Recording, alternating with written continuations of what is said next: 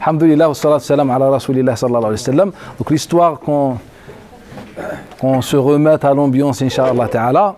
On commence par un sujet qui est toujours en rapport avec notre question. C'est par rapport à l'annonce et aussi pour que ce soit une introduction pour cette reprise, Inch'Allah Ta'ala. On a parlé tout à l'heure des 3 éléments principaux dans le mariage. Le premier, on avait dit que c'était cette responsabilité, la prise de conscience. Le deuxième élément, on a dit, c'est l'agrément, la satisfaction, etc. C'est que, en conclusion, le mariage forcé en islam n'est pas légal. Et le troisième élément, on a dit l'annonce. La question, comment annoncer le mariage ? Comment on faisait à l'époque du prophète sallallahu alayhi wa sallam pour annoncer le mariage? Aujourd'hui, je vous explique, c'est un peu facile. On va à la mosquée, voilà, on s'occupe de faire ces échanges-là du mariage, on mange un peu de couscous et on rentre chez nous et le mariage, il est fait. À l'époque du prophète sallallahu alayhi wa sallam, c'était pas dans cette dimension-là. C'était pas dans cette dimension. On était vraiment dans un mariage comme se fait un peu autour de nous dans les différentes traditions, coutumes. On était content, on était heureux, on chantait, on dansait, etc. Avant que les choses évoluent, le mariage ou la cérémonie prenne une autre dimension. Je vais vous raconter un peu l'histoire. On a un hadith que rapporte Ibn Abi Mulaika d'après Aïcha radiyallahu anha. Et celui qui rapporte d'après Ibn Abi Mulaika s'appelle Abdel Jabbar ibn Ward. Elle nous raconte Aïcha qu'un jour elle était avec le prophète sallallahu alayhi wa sallam lorsque une qayna est entrée chez eux, était venue voir le prophète sallallahu alayhi wa sallam, etc. Le qayna en langue arabe, ou le qayn en langue arabe masculin, c'est celui qui a un métier. Celui qui a un métier. Le qayna ici, c'est une femme qui pratiquait de la musique. De la musique.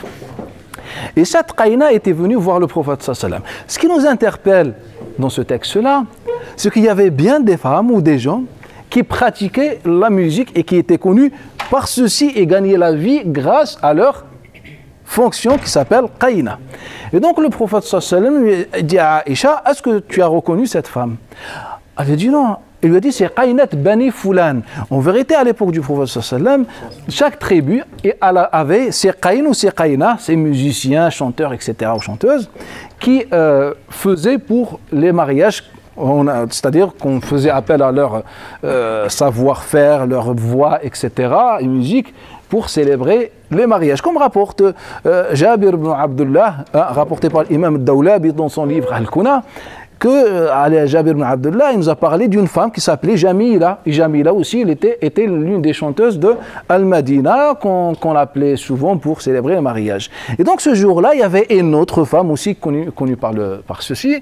Elle est entrée voir le prophète sallallahu alayhi wa sallam, et le prophète lui dit, « Ah, Aïcha, est-ce que tu as reconnu cette femme ?» Il a dit non. Elle lui dit, « C'est Qayna, la chanteuse de telle tribu. » C'est vrai, Ya Rasulallah. Et là, le prophète sallallahu alayhi wa sallam a insisté pour que cette femme chante, fasse un petit extrait à Aïcha.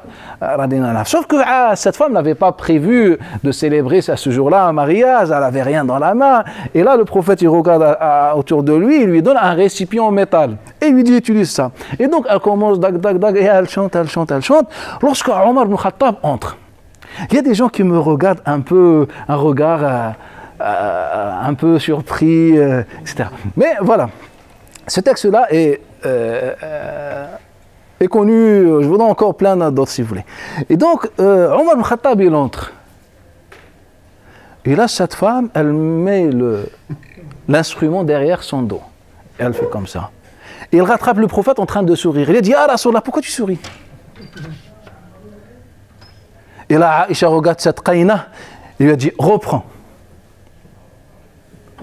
Et elle ressort le truc. Et elle commence à chanter, etc. Et là, Omar ibn Khattab, radiyallahu anhu, il se réjouit en disant, Ya Rasulallah, c'est pour ça que tu faisais ton sourire. Il nous dit Aïcha, Omar ibn Khattab s'est installé pour écouter, assister à cette scène-là. Aujourd'hui, ce récit-là ne correspond pas à l'image qu'ils nous ont donnée sur le prophète ou la vie autrefois. C'est vrai ou pas? Nous, on a une vision un peu restreinte sur ce qu'on appelle la piété. La piété pour nous, c'est d'être sévère, d'être ferme, d'être regardé comme ça, pas de sourire, etc. Être sérieux dans la vie, pas de rigoler, pas de rigolade, rien du tout. Alors qu'à l'époque du prophète sallam, on était dans une autre dimension. Il vient, le Hussein ibn Abdullah Abu Uwais. Hein? Abu Uwais, c'est le beau-frère de Malik ibn Anas. Son fils s'appelle Ismaïl ibn Abi Uwais, le cheikh de Bukhari. Ismaïl ibn Abu Uwais, plutôt le père, rapporte d'après Hussein ibn Abdullah ibn Ubaydillah ibn Abbas, d'après Akrima, d'après Abdullah ibn Abbas, qu'à l'époque du prophète sallallahu alayhi wa sallam, Hassan ibn Thabit avait réuni les compagnons. Mais il faut qu'on imagine, il faut qu'on vive ces instants. A réuni les compagnons, il nous dit dont Uthman ibn Affan et d'autres, et il a demandé à Cyrine, son épouse, de sortir à l'oud. L'oud, c'est un instrument à cordes. Et donc à la sortie, l'oud, elle commence à chanter, faire de la musique, lorsque le Nabi sallallahu alayhi wa sallam passe. Et là, elle dit quoi? Wayhakum. Wayhakum, les Arabes disent Waylakum et Wayhakum. Waylakum, c'est le négatif, c'est que le malheur soit sur vous. Wayhakum, c'est pour vous interpeller. Et donc, elle dit, dans le chant, elle dit Wayhakum, hal alayya min harajin. Est-ce que j'ai un souci ou un reproche dans ce que je fais? Et là, le Nabi sallallahu alayhi wa sallam, il nous dit, Abdullah ibn Abbas a souri, et il a dit, la haraj, la haraj, la haraj, aucun souci, il est reparti. Vous allez me dire, mais tu nous sors des textes qu'on n'a jamais entendu parler. Hein? Pourquoi, lorsqu'on avait écrit les recueils du hadith, on a sélectionné ce qu'on considérait comme représentatif de la religion? Et c'est pourquoi que ce genre de textes, on les trouve dans des livres secondaires, majoritairement manuscrits. Ce livre-là est rapporté dans l'Amali, écrit par Imam Abu Nu'aym. C'est un livre qu'on trouve dans les bibliothèques, les librairies, etc. Et donc, de manière générale, ça nous donne une idée sur la pratique à l'époque. Lorsqu'on va au pèlerinage, c'est là où on est beaucoup plus sérieux, c'est vrai ou pas? Alors qu'à l'époque du prophète sallallahu alayhi wa sallam, on n'a pas l'impression qu'ils étaient sérieux, pieux comme nous aujourd'hui. Rappelez-vous, on a une définition particulière de la piété, car le hadith que rapporte l'imam al-Asma'i d'après Abdurrahman ibn Abi Zinad, d'après Abu Zinad, son père, ya Allah. Je m'arrête quand j'ai fait ma première intervention ici en France. Je ne sais pas combien de chaînes de transmission j'ai rapporté. Et bien, j'ai reçu plein de mails quelques jours plus tard en me disant qu'en fait, j'avais des lunettes particulières et que ça faisait défiler les chaînes de transmission. Et c'est pourquoi, là, en enlevant les lunettes, la chaîne, elle est partie, donc je me suis rappelé de ça. Bref, la chaîne... donc là, je suis en train de lire. Hein. Après, je vous donne pour essayer. Hein. Et donc, Asma'i d'après Abdurrahman ibn Abi Zinad, d'après son père, d'après Amr ibn Kharija ibn Zayd, d'après Zayd ibn Thabit, celui qui a écrit le Mus'haf, c'est une chaîne de transmission authentique selon les conditions de Muslim. Et nous, de qu'à l'époque, lorsqu'on couvrait le Kaaba, hein, vous savez qu'on change souvent la couverture de Kaaba, et bien ça ne se faisait pas comme aujourd'hui. Aujourd'hui, lorsqu'on couvre le Kaaba, c'est Allahu Akbar avec le qamis, la barbe, le voile, en sérénité. Non, autrefois, non, c'était pas comme ça. En fait, on jouait sur Al-Oud et dansait.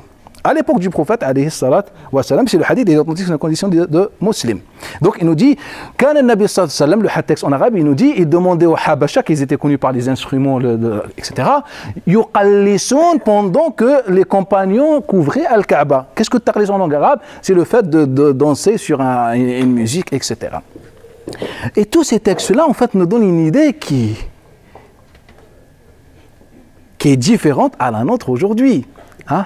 L'imam Sha'bi Amir ibn Shurahil, il rapporte d'après Qais ibn Sa'd, et le texte il est dans les chroniques de Damas, et il nous dit, un jour il sort un jour de fête, et il trouve tout le monde sérieux. On dirait un deuil, comme aujourd'hui nous, pendant les fêtes, on dirait un deuil. Tout le monde il est musta'id, et il leur dit, subhanallah, la sunna que je ne vois pas aujourd'hui, c'est la sunna de taqlis, c'est ce que le prophète et les compagnons faisaient. Et taqlis, c'est quoi? Danser et faire de la musique. C'est qu'aujourd'hui, on a associé tout a une forme de piété, d'être sévère, sérieux, alors que ce n'est pas du tout. Donc les mariages de manière générale se déroulaient de cette façon. Même après l'époque de Nabi sallallahu alayhi wa sallam, et à l'époque des compagnons, on avait aussi des pratiques. Si on prend le hadith aussi de Ali ibn Zayd ibn Jud'an, d'après Youssef ibn Mahran, il nous rapporte aussi une histoire dans le même sens. Une histoire entre Abdullah ibn Omar, vous connaissez Abdullah ibn Omar, le fils d'Omar ibn Khattab, et Ja'far. Vous connaissez Ja'far, c'est le frère de Ali, le cousin du prophète sallallahu alayhi wa sallam. Son frère, c'est le fils d'Abdullah de Ja'far, c'est Abdullah ibn Ja'far ibn Abi Talib. Et les deux sont compagnons. Et un jour, il nous dit, Youssef ibn Mahran, ibn Omar était voir Abdullah ibn Ja'far chez lui. Et Abdullah ibn Ja'far, c'est quelqu'un qui plaisantait souvent.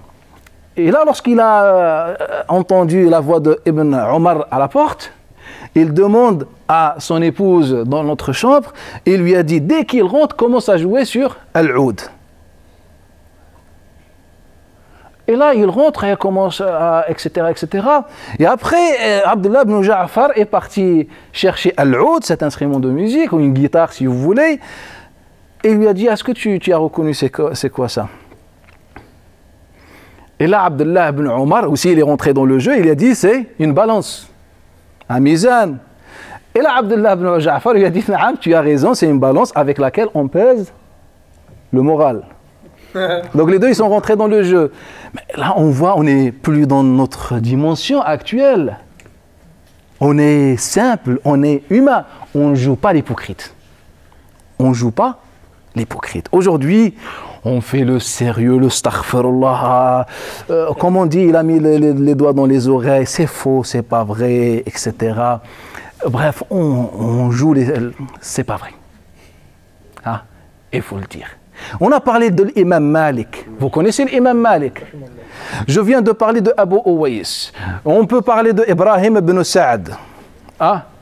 Je peux vous parler de Abdel Aziz ibn Abi Salam al-Majishun. Quand je vous parle de ces gens-là, ce sont les principaux transmetteurs du hadith au IIe siècle. Et bien, je peux vous assurer en toute sérénité, à chaque fois qu'il rapportait un hadith, il fallait qu'il jouait à la musique. Vous allez me dire... Je peux vous donner les sources. Abdurrahman ibn al-Mahdi, le cheikh de Ahmed ibn Hanbal, le fondateur de l'école Hanbalite, son cheikh, il nous dit, lorsque Abu Uwais était venu en Irak, il a fait venir son épouse, et en rapportant le hadith, son épouse, la guitare. Ce sont des sources authentiques, les sources les plus fiables dans notre héritage islamique.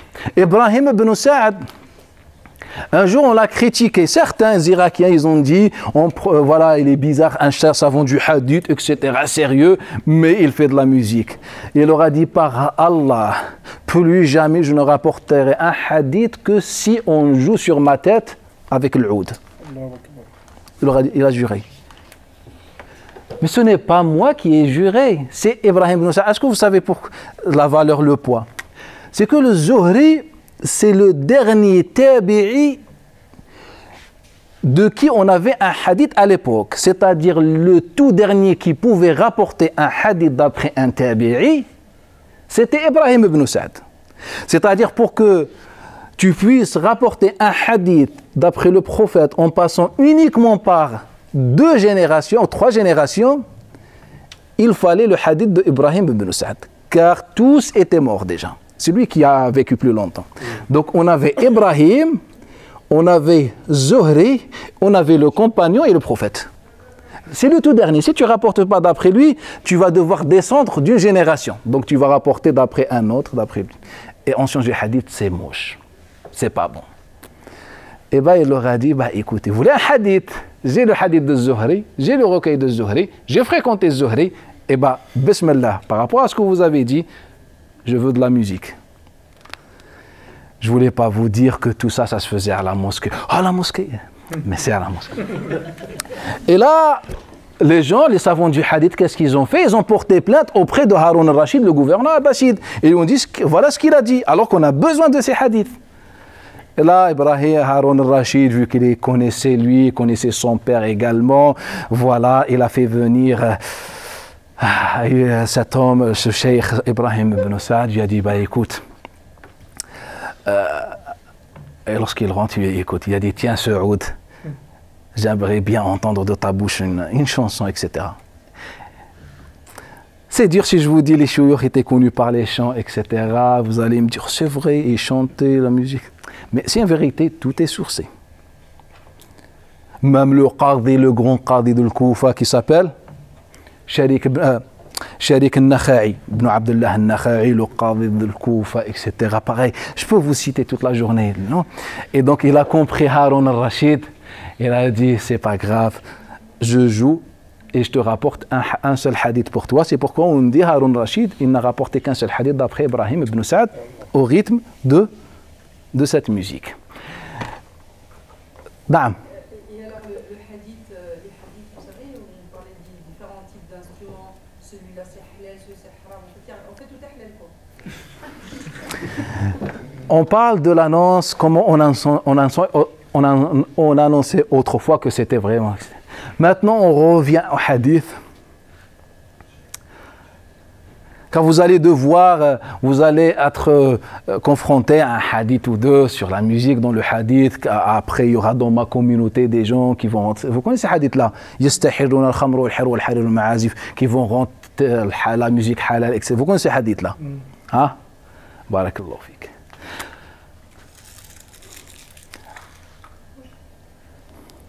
Le fameux compagnon qui rapporte ce hadith-là, personne au monde ne le connaît. Ce n'est pas moi qui dis, prenez, c'est facile, je vous donne une source. Dirigez-vous au livre Al-Isaba, fi Tamiz al-Sahaba, d'Ibn Hajar al-Asqalani. Donc Ibn Hajar, pourquoi je vous dis Ibn Hajar? C'est pas question Ma'rouf, c'est que lui, il est récent, hein, il n'est pas un ancien cheikh, et il possédait tous les recueils qui ont répertorié les compagnons. C'est-à-dire, il avait une vision beaucoup plus pertinente, détaillée, une large base de données, plus que les autres. On est d'accord? Et bien lui, en arrivant à cet homme-là, il nous dit, on ne sait pas. Il y a trop de noms, Abu Malik al-Ash'ari, Abu Amir al-Ash'ari, mais Abu Malik al-Ash'ari, on a plein, Abu Amir al-Ash'ari, on a plein, et celui qui rapporte ce texte-là n'est que le bras droit du régime, ou de Al-Hajjaj ibn Yusuf al-Thaqafi, le général criminel dans l'histoire. Pour pas que je rentre dans les détails, etc.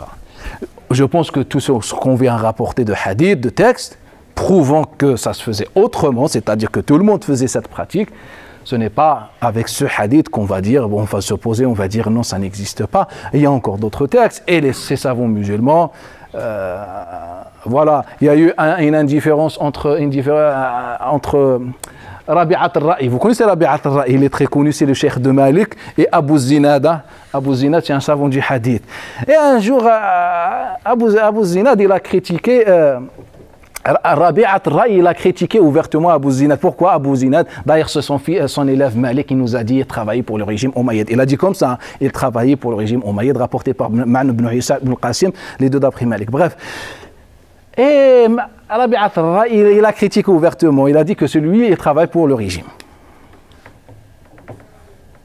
Et Abu Zinad, il a appris ce que Rabi'a a dit. Il leur a dit, Subhanallah, Wallahi ma kasartu lahu kabran wa la barbata. Est-ce que vous avez compris? Non. Wallahi, par Allah, je ne lui cassais ni barbat, ni kabr. Le barbat, c'est un instrument à cordes, et le kabr, c'est le tambour, le grand là. Pourquoi? Car Rabi'at al-Ra'i, le cheikh de Malik, était un grand praticien ou pratiquant de cette musique. Il connaissait la guitare, le oud, il faisait aussi la table. Et donc Abu Zinad il aura dit, Subhanallah, je ne lui ai jamais cassé ces instruments de musique. Il ne parle pas de casser physiquement. C'est-à-dire, je n'ai jamais critiqué Rabi'at al-Ra'i par rapport à sa musique et ce qu'il fait.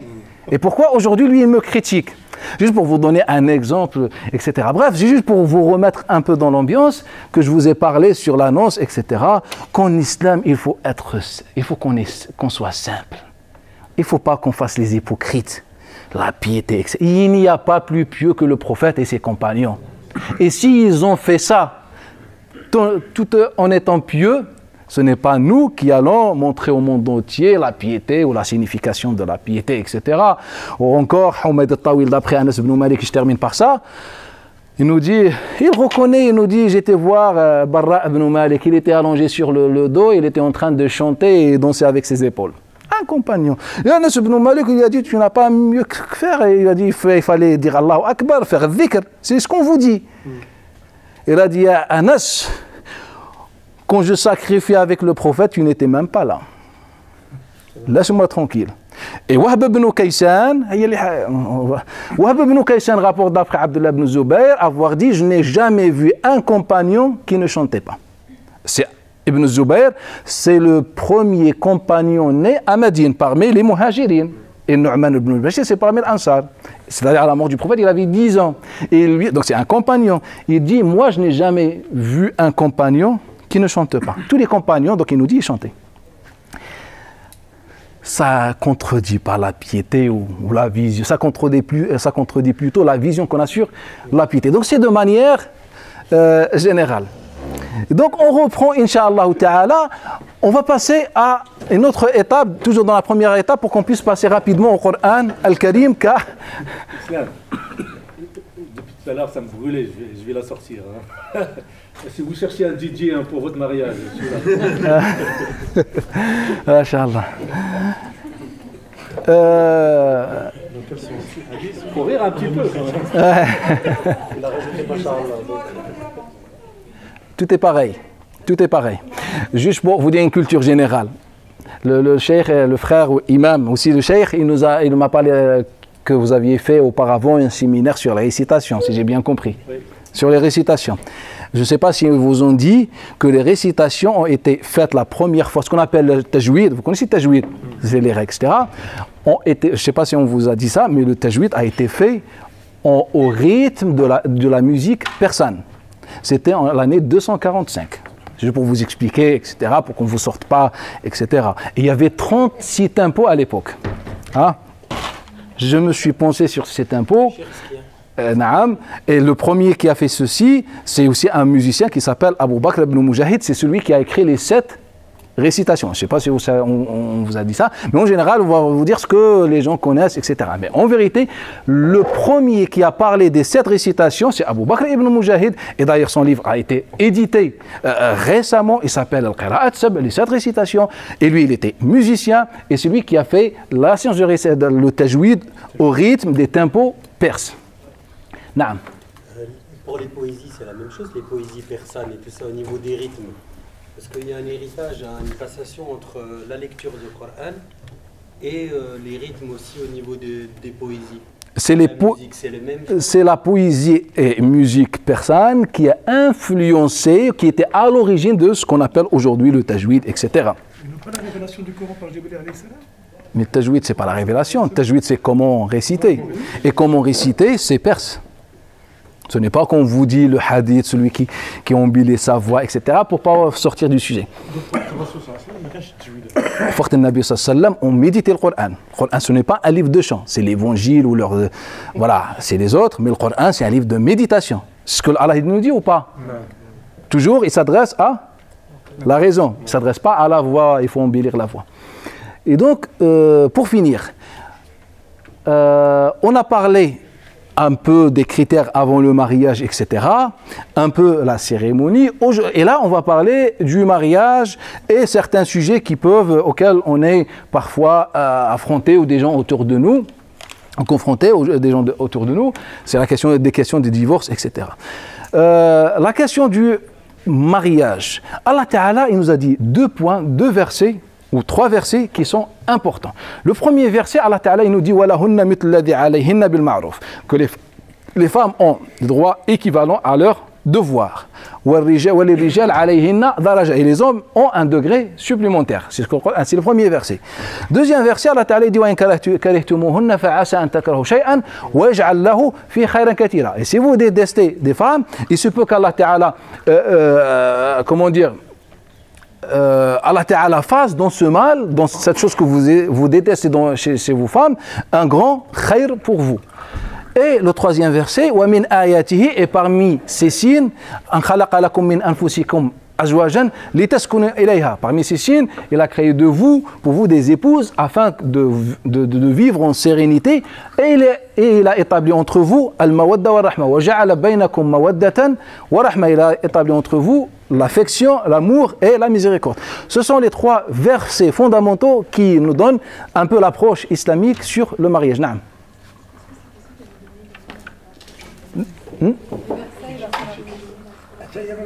On va les voir, Inch'Allah.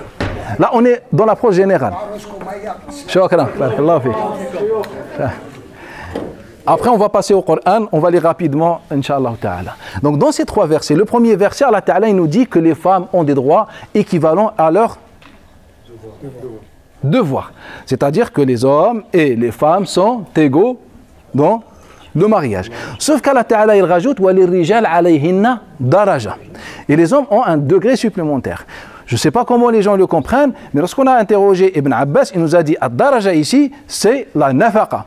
C'est la prise en charge de la femme. Et c'est vrai, quand on lit le Coran al-Karim, on trouve que la seule différence entre les hommes et les femmes dans le Coran, ainsi que dans le hadith, entre les hommes et les femmes, je disais, c'est la prise en charge. C'est que c'est un droit pour les femmes, une responsabilité ou un devoir sur les hommes. C'est la seule différence. Et par ceci, Ibn Abbas a expliqué, interprété le verset. Quand on parle de la prise en charge, et d'ailleurs c'était le premier élément que le Coran al-Karim, les premiers des trois que le Coran a cité, la prise en charge.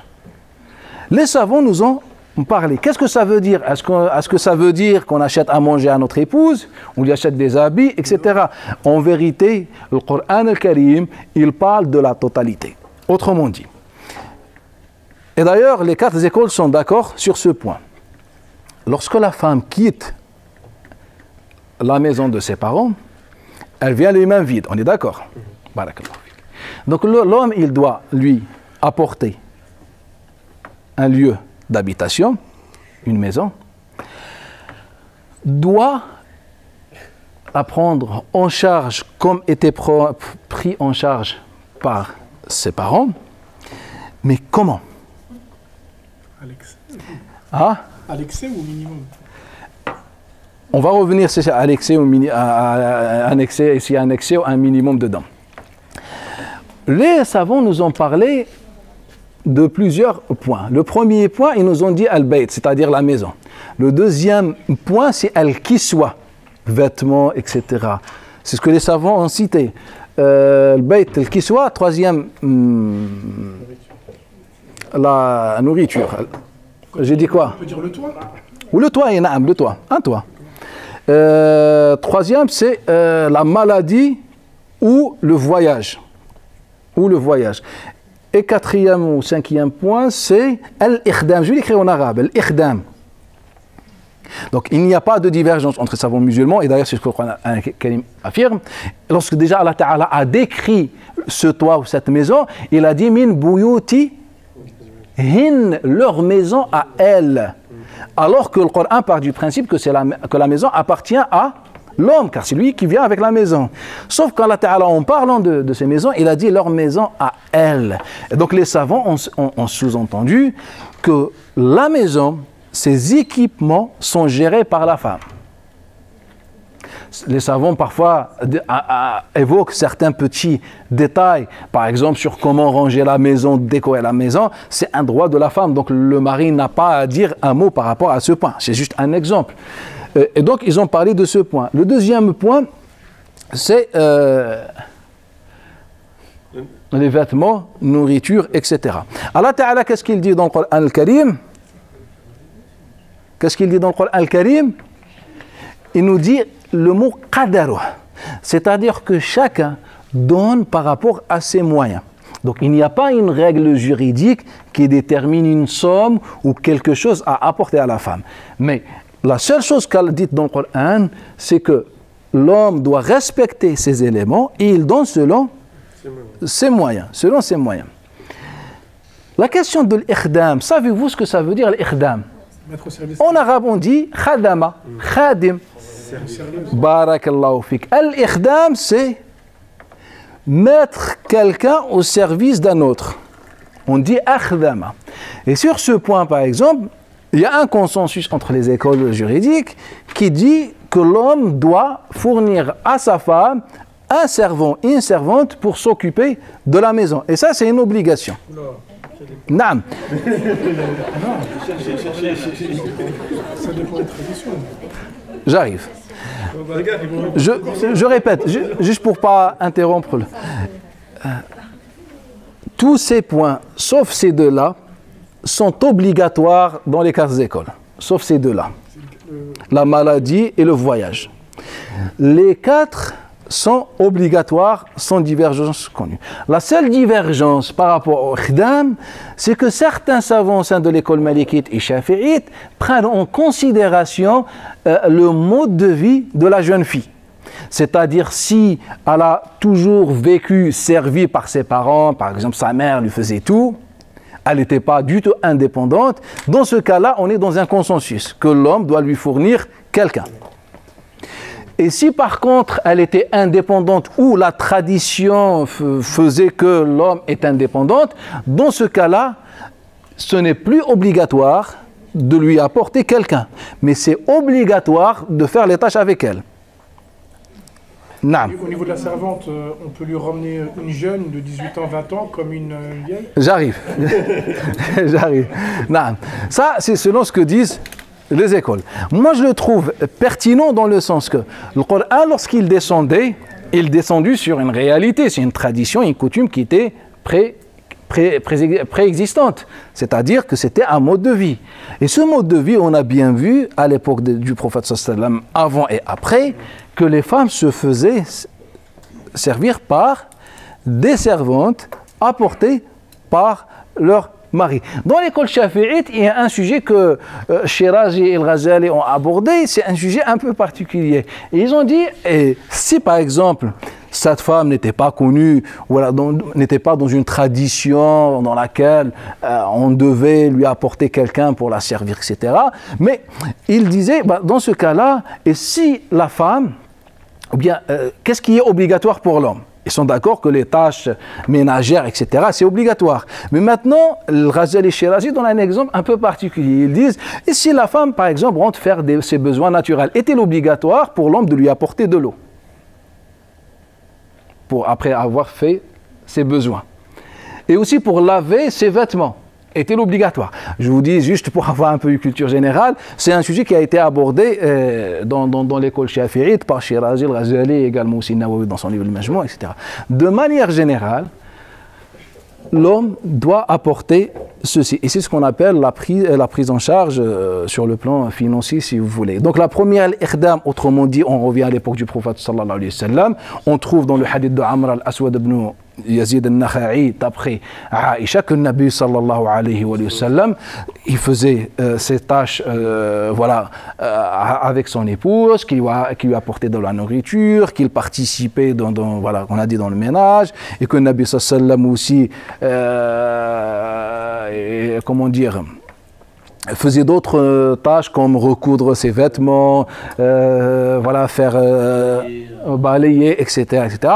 On a le hadith, je disais, de Amr bint Abdurrahman al-Aswad ibn Yazid al-Nakha'i, également un autre hadith de Abu al-Aswad d'après Aïcha, qui nous confirme un peu comment le Nabi sallallahu alayhi wa sallam vivait avec ses épouses, comment le Nabi sallallahu alayhi wa sallam, lorsque son épouse voulait monter sur une bête, il se mettait, comment dire, sur un genou pour lui donner un genou sur lequel elle appuie pour qu'elle puisse monter sur la bête.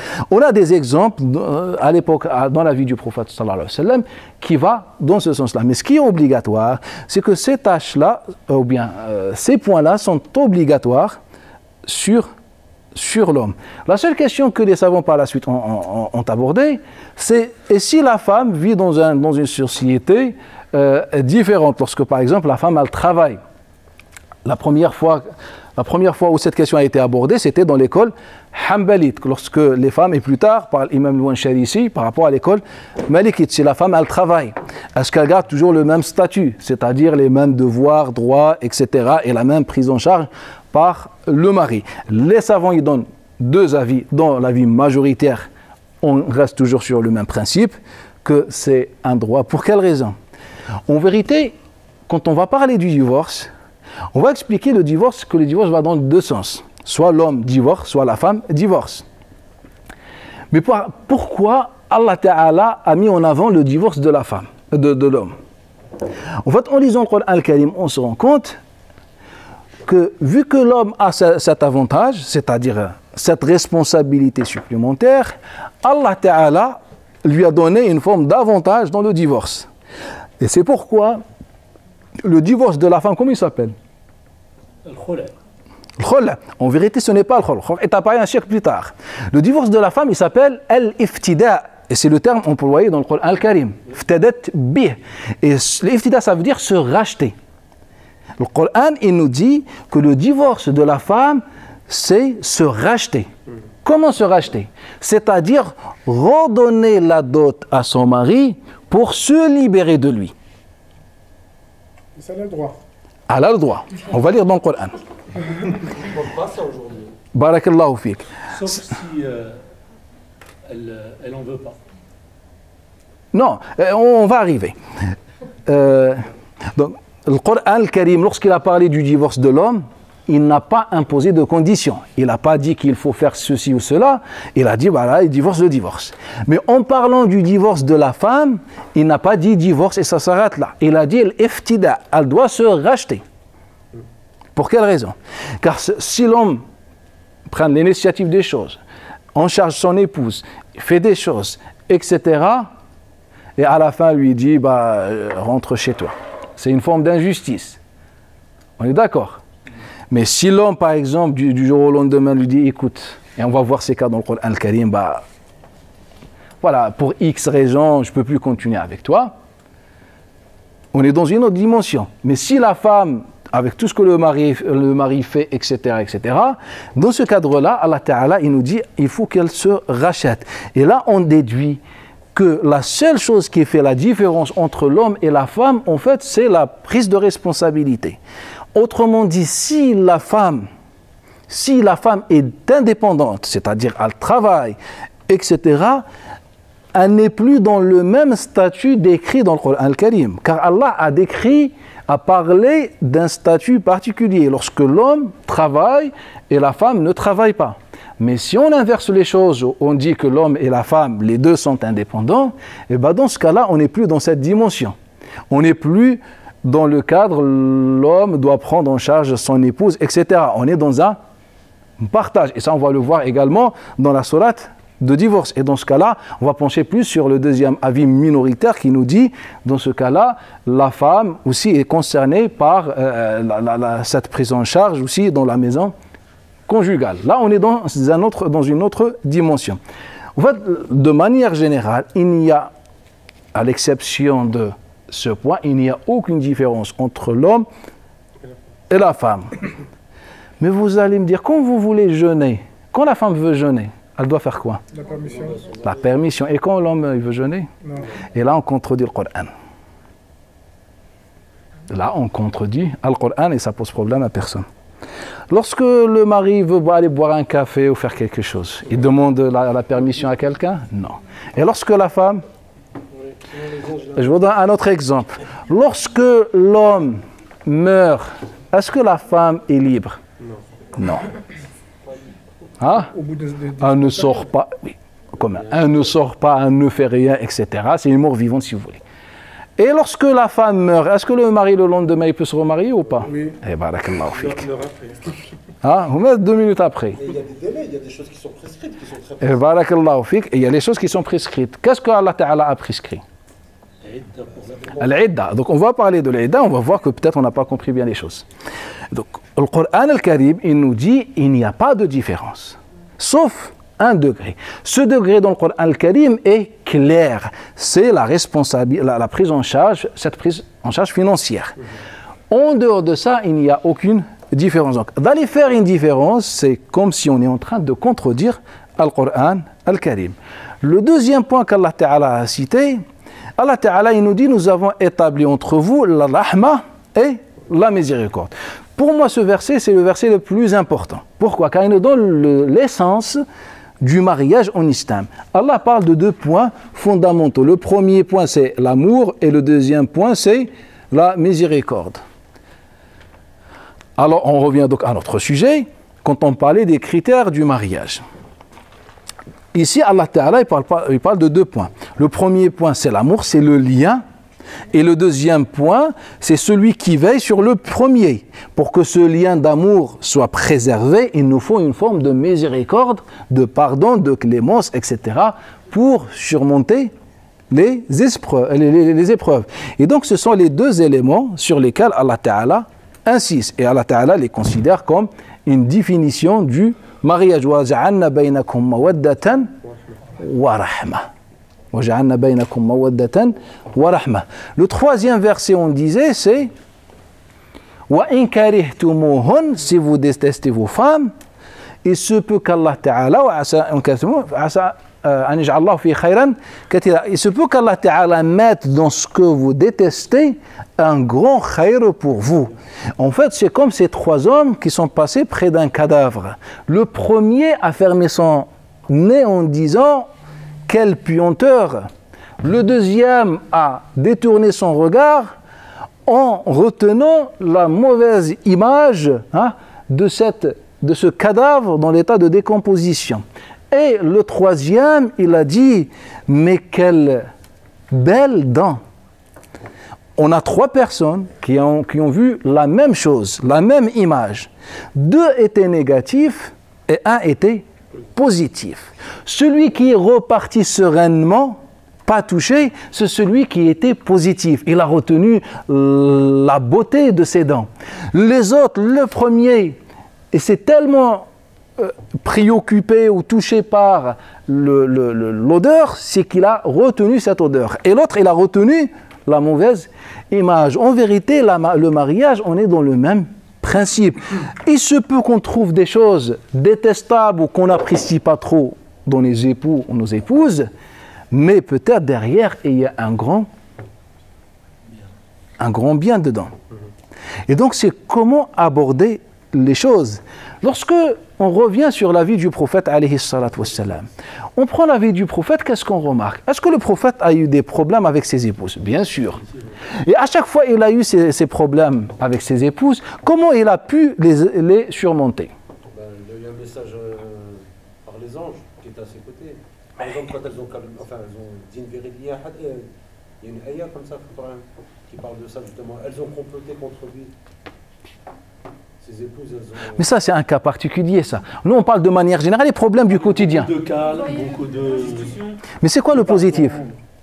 Les qualités de la femme. Mais c'est quoi ces qualités? Chaque chose, il voyait un bien. Regardez le jour où une de ses épouses lui a envoyé, pas une de ses épouses, une de ses voisines lui a envoyé un repas. Qu'est-ce que Aïcha a fait? Caché, etc. Qu'est-ce que le prophète a dit? Elle est jalouse. Hein? Il a souri, elle est jalouse. Elle a souri, mais qu'est-ce qu'il a dit? Elle est jalouse. Ah, il a dit elle est jalouse. Mais qu'est-ce que ça sous-entend le mot jalouse? Jalousie, c'est qu'elle Quand on déteste quelqu'un, on est jaloux, quand on aime quelqu'un? quand on aime. Barakallahu fik. En fait, le Nabi sallallahu alayhi wa sallam a toujours retenu ce point. En fait, si on est sûr qu'on s'aime, ce ne sont pas les petits détails qui vont détruire cet amour. Et c'est ce qu'on remarque à chaque fois, le Nabi sallallahu alayhi wa sallam était dans un désaccord avec ses épouses. Toujours il partait de ce principe-là. Si on s'aime, mais à quoi ça sert qu'on se prenne la tête? Car aujourd'hui, vous ne voyez pas, peut-être ceux qui sont mariés, que parfois, ils se prennent la tête sur des détails et le lendemain, en fait, ils sont dans les bras l'un de l'autre. C'est vrai ou pas? Oui. Hein? Pourquoi? Car on est Shaitan, c'est un symbole. Le shaitan, le vrai, en fait, il est en nous, en fait. C'est notre vision des choses.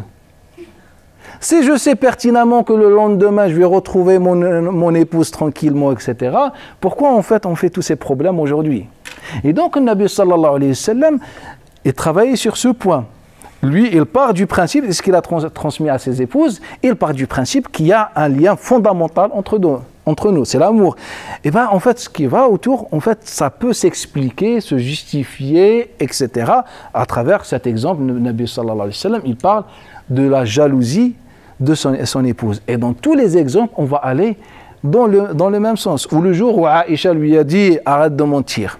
Est-ce que c'est une parole qui se dit à un prophète? Mais elle n'a pas dit à un prophète. Ce jour-là, le prophète n'était pas prophète, était un mari. Il était un époux, un mari. Est-ce que le Nabi sallallahu alayhi wa sallam lui a dit « Tu dis ça au prophète d'Allah? À quelqu'un qui voit tous les jours Jibril ?» Non. Le Nabi sallallahu alayhi wa sallam, avant tout, c'était quelqu'un de bon. Pas orgueilleux. Est-ce qu'elle est sortie de l'islam? Tu dis un prophète menteur? Ou tu as menti? Non. Il n'a pas dit une fois aussi, tu te prétends prophète et tu te prétends prophète. En fait, c'est le même hadith, mais avec plusieurs versions. Et donc, qu'est-ce que le Nabi sallallahu alayhi wa sallam a dit? Rien. Qu'est-ce qu'il a fait? Rien. Il lui a donné du temps. Pour pas... Envenimé. Barakallahu fik, il lui a donné du temps. En plus, le Nabi sallallahu alayhi wa sallam, ce jour-là, il est parti. Il lui a dit, si tu veux, on demande à quelqu'un de trancher entre nous. Il lui a dit, Omar. Elle lui a dit, c'est ton copain. Elle lui a dit, je veux mon père, Abu Bakr. Il lui a accordé ce choix. Le père, il vient, dès qu'il rentre, il commence par gifler sa fille. Et là, le prophète sallallahu alayhi wa sallam, il dit, ce n'est pas pour ceci qu'on t'a appelé. Ah, tu peux rentrer chez toi. Et là, le prophète sallallahu alayhi wa sallam, le hadith de Anas, la version de Anas, il est parti prendre sa femme dans ses bras, Aïcha, et elle lui a tourné le dos. Oh. Après tout ça. Qu'est-ce qu'il a fait? Ben, il est sorti. Et lorsqu'il est rentré après la prière, elle était dans un autre état. Et là, elle s'est rendue compte. Mais tout ce qui s'est passé, si le Nabi sallallahu alayhi wa sallam ne partait pas de ce principe d'amour, ce ne serait pas retrouvé avec des problèmes, voire un divorce? Barakallahu fik. Largement. Mais le Nabi sallallahu alayhi wa sallam a réuni deux choses. L'amour et la miséricorde. Il était certain qu'il y avait de l'amour entre eux. Qu'est-ce qu'il fallait pour préserver cet amour de tous les jours? De la miséricorde. Rahma. Ar-Rahma. Elle peut se tromper, il peut se tromper. C'est ce que le Nabi a voulu enseigner aux époux et aux épouses. En fait, c'est ça. On a un hadith, c'est le hadith de Abil Kabir al-Hudhali. Abil Kabir al-Hudhali, c'est une histoire, un poète qui a vécu bien avant l'islam. Et donc, dans ce hadith de A'mash d'après Ibrahim, d'après Alqama, d'après Aïcha, on nous dit que le Nabi sallallahu alayhi wa sallam un jour était assis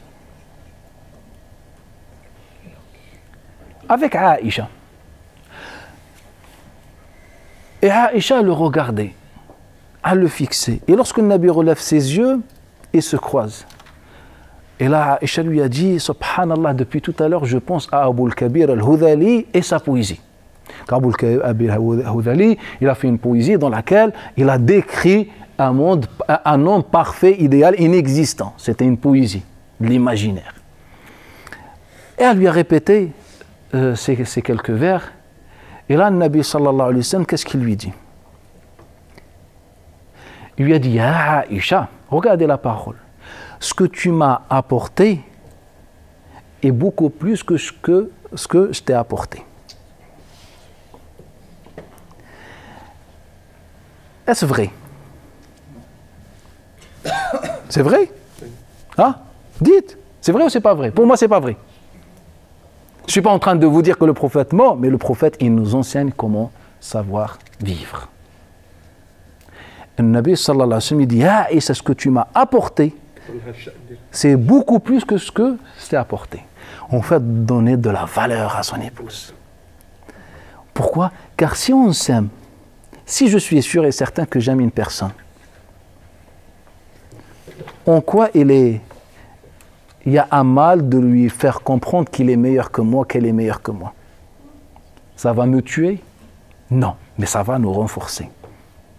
C'est pourquoi Allah Ta'ala, il parle de l'amour et la miséricorde. Et la miséricorde, ce n'est pas la clémence. Les Arabes, lorsqu'ils ont utilisé le mot miséricorde bien avant l'islam, ce n'est pas pour désigner miséricorde, traduit en français. La preuve, c'est qu'avant l'islam, il y avait une religion qui s'appelait la religion d'Ar-Rahman. Je vous donne un secret. Dans le Coran, le mot Rahman n'a jamais été évoqué dans une sourate médinoise, si ce n'est une fois dans la sourate Al-Baqarah, dans un cadre mecquois. Toutes les fois où Allah a prononcé le mot miséricordieux Rahman, c'était dans des sourates mecquoises. Est-ce que vous avez déjà remarqué ça? Non. Mais la question, ce n'est pas ça. Est-ce que vous savez pourquoi? Non. Est-ce que le Rahman n'existe pas à Médine? Si, mais pourquoi il n'a pas été prononcé à Médine? Eh bien, tout simplement, Médine n'était pas confronté à cette religion ancienne qui s'appelait, c'était une religion yéménite qui s'appelait la religion de Rahman. En fait, Rahman, c'est un mot perse, non arabe. Ce n'est pas arabe le mot Rahman, c'est un mot perse. Certains disent, ils disent qu'il est africain. Bref, Ar-Rahman, ça ne se traduit pas par le tout miséricordieux, c'est faux. Pour quelle raison? Car la majorité des fois où Allah a prononcé le mot Rahman, c'était dans le châtiment. Et donc, si Allah Ta'ala voulait parler de la miséricorde, selon vous, est-il comment dire, cohérent de parler de la miséricorde dans le cadre du châtiment? Ce n'est pas cohérent. De manière générale, le Rahman, c'est un nom propre. C'est un nom propre. La preuve, c'est qu'il n'a jamais été utilisé à Médine. Il n'a été utilisé qu'à Mecca. Pourquoi? C'est par rapport au contexte dans lequel vivait l'Arabie autrefois. Deuxième chose, la majorité des fois où Allah a employé le mot Rahman, c'était dans le cadre du châtiment, des menaces, etc. C'est-à-dire tout ce qui est contradictoire avec la miséricorde. Troisième, nous n'avons aucune preuve qui dit que le mot Rahman est arabe. Et les recherches poussent à dire qu'il est soit africain, soit perse. De manière générale, c'est surprenant comme à chaque fois. Donc de manière générale, le mot Rahma est beaucoup plus vaste que la traduction par miséricorde ou clémence. Pour moi, Ar-Rahma, c'est un mot qui réunit en fait toutes les formes de l'éthique. Si vous voulez, c'est l'éthique.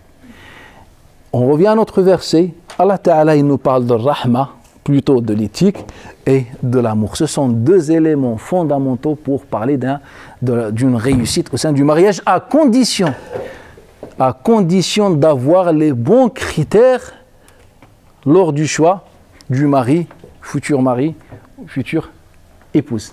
On va prendre juste le temps de faire l'Asr. C'est de temps. C'est déjà passé.